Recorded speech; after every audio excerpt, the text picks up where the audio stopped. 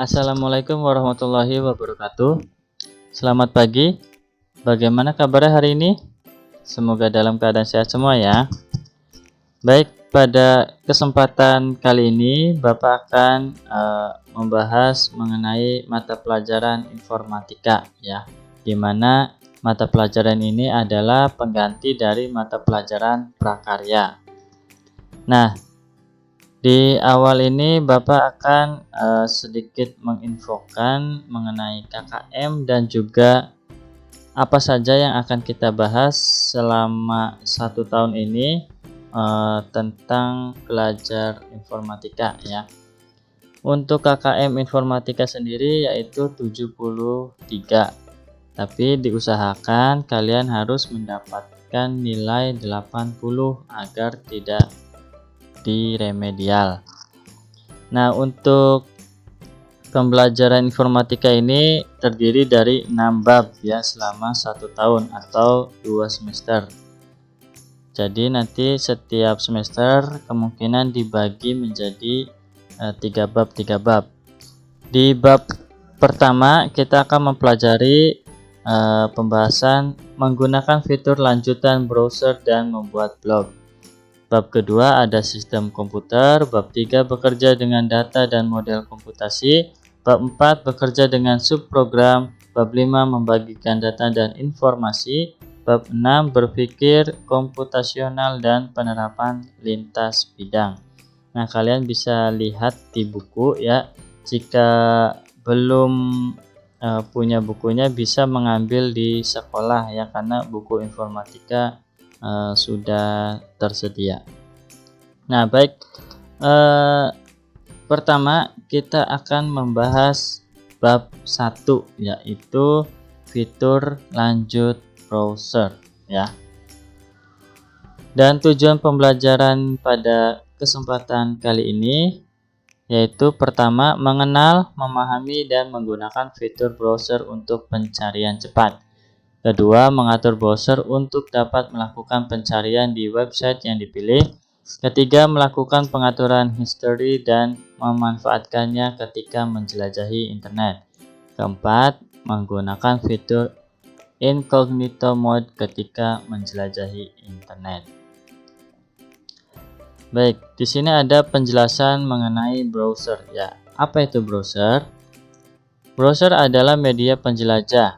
Secara garis besar, browser yaitu alat penjelajah halaman, situs website internet, sebuah program atau aplikasi pembaca kode-kode HTML atau Hypertext Markup Language menjadi sebuah halaman web.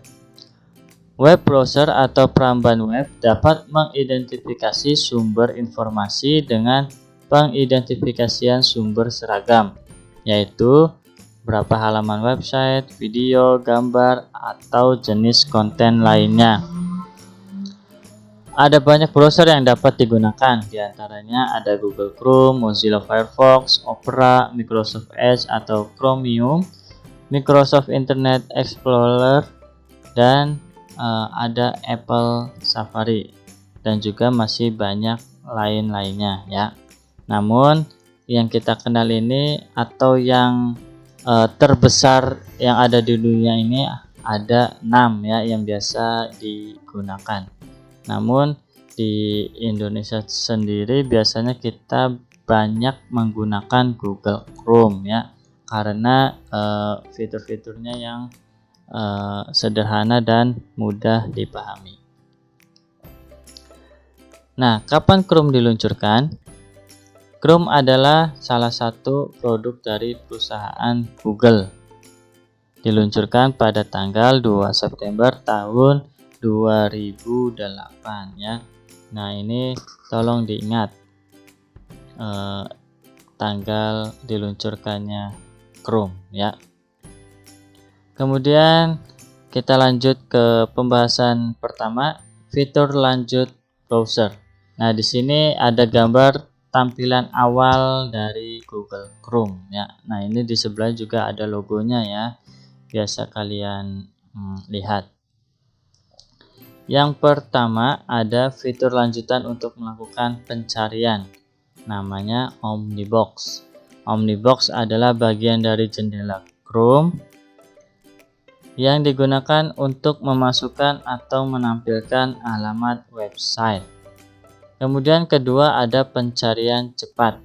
Nah, pencarian cepat ini ketika menjelajahi internet dan membaca tulisan atau artikel di halaman web tertentu, mungkin kalian tidak memahami istilah yang ada di halaman web tersebut.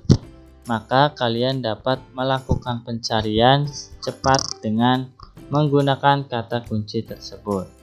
Nah, sekarang Bapak akan memberikan contohnya. Ya, ini adalah tampilan awal dari Google Chrome. Mungkin kalian sudah familiar ya, sudah sering melihat tampilan awal ini. Bisa kalian lihat di PC, laptop maupun di HP ya. Nah, di sini ada fitur-fitur apa saja. Nah, Bapak akan menjelaskan sedikit ya. Yang dari ujung sebelah kiri itu di sini ya, tanda panah ke kiri yaitu back. Back ini fungsinya untuk kembali ke halaman sebelumnya ketika kalian sudah menjelajahi sebuah situs. Nah, sebelahnya tanda panah ke kanan itu adalah untuk forward atau kembali ke halaman yang sudah kalian jelajahi. Kemudian sebelahnya lagi ada reload atau refresh. Nah, ini untuk merefresh halaman yang rusak atau halaman yang kurang lengkap ya. Bisa diklik, nah nanti merefresh kembali. Ketika merefresh sebuah halaman, nanti di sini akan berubah menjadi tanda silang, yaitu tandanya atau artinya stop ya. Kalian bisa memberhentikan ketika kalian sedang refresh. Nah, kemudian di sini ada namanya minimize. Minimize itu menyimpan sementara halaman atau jendela Google Chrome. Nah, nanti bisa dibuka kembali ya. Kemudian sebelahnya ada restore down ya. Ini mengubah ukuran sebuah jendela atau halaman dari Google Chrome ini. Ini contohnya ya. Kalian bisa memperkecil dan juga ada maximize untuk memperbesarnya kembali. Dan sebelahnya itu ada close ya. Ini untuk menutup sebuah jendela atau halaman Google Chrome. Nah, yang tadi Bapak sudah sebutkan di mana Omnibox. Nah, di sini adalah Omnibox. Nah, ini yang Bapak tunjukkan dengan kursor. Ini namanya Omnibox ya. Kotak atau kolom untuk mencari sebuah alamat situs. Bisa di sini ataupun di sini. Nah, ini sama aja namanya Omnibox ya. Nah, ini tanda bintang ini untuk apa? Ini untuk menyimpan sebuah alamat situs ketika kalian dirasa alamat situs ini penting, kalian bisa menandai dengan mengeklik tanda bintang ini ya. Seperti itu. Nah, sekarang Bapak beri contoh, Bapak ketik detik.com ya. Ini adalah sebuah situs berita. Nah, ketika Omnibox ini diisi dengan situs yang kalian ingin kunjungi, akan di sini akan menampilkan sebuah situs yang kalian ketikkan di Omnibox. Nah, sekarang Bapak coba klik salah satu berita yang ada di sini. Nah, ini beritanya mengenai Olimpiade Tokyo ya yang sedang berlangsung. Nah, misalkan kalian sedang baca artikel ini ya atau tulisan dari berita ini, ada kata atau istilah yang tidak kalian mengerti. Contoh apa ya?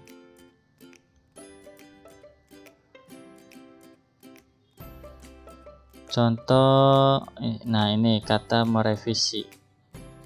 Nah, di sini kalian bisa menggunakan fitur pencarian cepat ya. Dengan cara bagaimana? Nah, biasanya kan kalau kalian tidak tidak mengerti kata revisi, kalian langsung ngetik di Omnibox arti kata revisi. Nah, itu tidak usah dilakukan lagi karena bisa menggunakan fitur pencarian cepat dengan cara blok kata atau istilah yang kalian tidak mengerti. Contoh ini revisi, kita blok. Kemudian klik kanan, langsung search Google for merevisi ya, kita klik. Nah, nanti di sini langsung muncul tab baru atau jendela baru ya. Nah, di sini ada arti dari kata revisi. Nah, coba kita klik ya di sini. Arti kata revisi di Kamus Besar Bahasa Indonesia. Nah, merevisi artinya di sini memperbaiki atau memperbarui ya. Nah, ini langsung pencarian cepat. Omnibox ini juga bisa dipakai di sini. Nah, ini namanya Omnibox juga ini namanya Omnibox di sebuah situs website ya. Kalau ini kan Omnibox untuk Google Chrome. Nah, jika kalian ingin menambah tab baru, kalian bisa mengklik tanda plus atau tanda tambah di sini. Ya, nah ini akan muncul tab baru ya.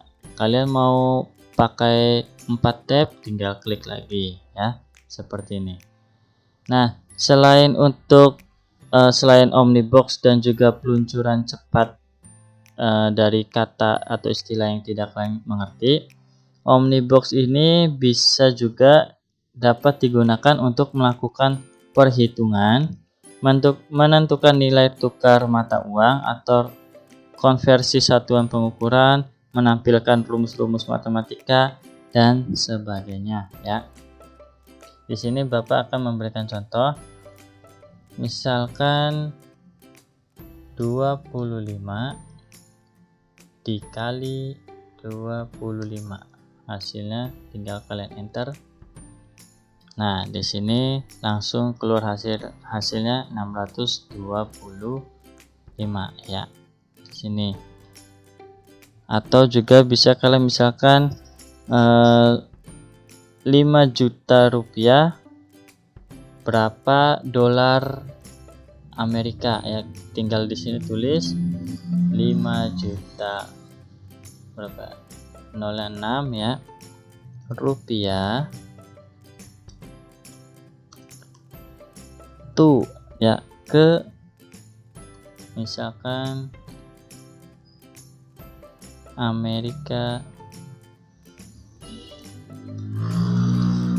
dolar, tinggal enter. Nah, di sini langsung ada hasilnya sekitar 345,41 United States dollar ya. Nah, untuk 5 juta ini hasilnya segini. Nah, itu bisa mau mencari rumus matematika ya juga bisa. Jadi tinggal klik di Omnibox ya, bisa di sini ataupun di atas ini ya. Nah, ini namanya Omnibox. Seperti itu. Baik, kita ke materi selanjutnya. Yang kedua yaitu mengatur history penelusuran. History adalah fitur dari Chrome yang merekam segala aktivitas yang dilakukan, termasuk semua halaman web yang dikunjungi. Menampilkan history. Browser akan merekam semua aktivitas yang dilakukan penggunanya di history. Hal ini akan memudahkan jika pengguna ingin mengunjungi kembali halaman-halaman web yang pernah dikunjungi ya. Nah, di sebelah ada gambar tampilan untuk history ya.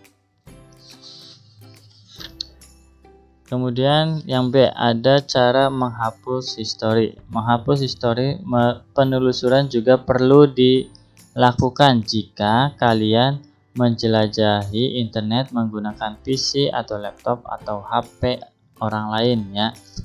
Hal ini diperlukan untuk menjaga privasi atau kerahasiaan terhadap situs apa saja yang kalian kunjungi. Nah, ini contohnya. Ini kan Bapak sudah coba membuka beberapa situs. Kalian ketika ingin membuka history bisa ke pojok kanan atas di titik 3 ini, diklik ya, klik kiri. Kemudian ada tulisan history. Nah, di sini akan muncul atau bisa langsung diklik. Ya, diklik di history. Nah, ini tampilan yang tadi Bapak sudah buka situs-situsnya. Nah, kemudian bagaimana cara menghapusnya? Di sini ada drop down ya, atau kotak-kotak ini. Tinggal kalian centang aja nih yang mau kalian hapus. Misalkan ini 4 ya. Kita akan menghapus 4 alamat situs ini, yaitu dengan tombol delete. Tinggal remove. Nah, sudah hilang ya. Kalau ingin semuanya tinggal dicentang semua ya. Itu gampang ya kalau untuk mengatur history atau menghapusnya juga ya. Nah, misalkan kalian tidak ingin lama-lama mengklik tanda panah ini, bisa dengan menggunakan shortcut dengan CTRL plus H di keyboard ya. CTRL pencet, kemudian H pencet. Nah, ini langsung keluar historinya seperti itu. Kemudian selanjutnya yang C, mengaktifkan incognito mode. Apa itu incognito mode? Yaitu untuk mengatur agar penelusuran tidak direkam history. Dapat dilakukan dengan mengaktifkan incognito mode. Dengan begitu, maka semua penjelajahan internet yang dilakukan di jendela tersebut tidak akan direkam di history ya. Nah, ini adalah logo dari incognito mode ya. Biasanya kacamata bertopi. Nah, ini Bapak akan bercontoh caranya. Tinggal di sini klik pojok kanan atas ya. Tinggal cari new incognito window ya. Tinggal klik. Nah, di sini ada tulisannya ya, bahasa Inggris. Kalau kalian pengaturan bahasa Indonesia, di sini nanti juga bahasa Indonesia.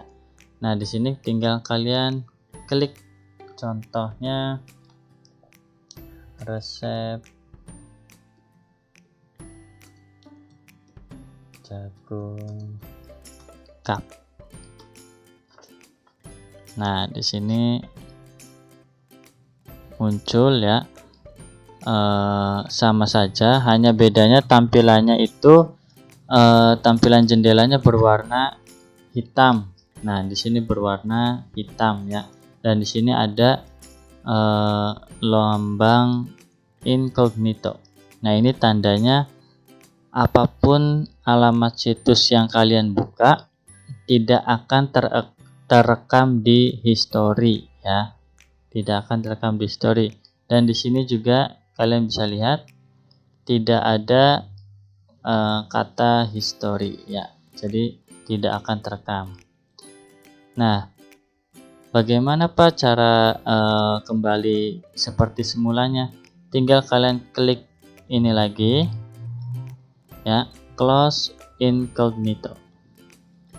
Nah, kembali seperti semula ya. Gampang.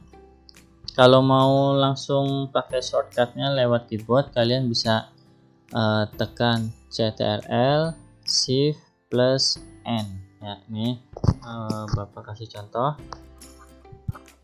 CTRL Shift N. Nah, ini langsung ke incognito mode ya. Kalian bisa langsung klik di sini.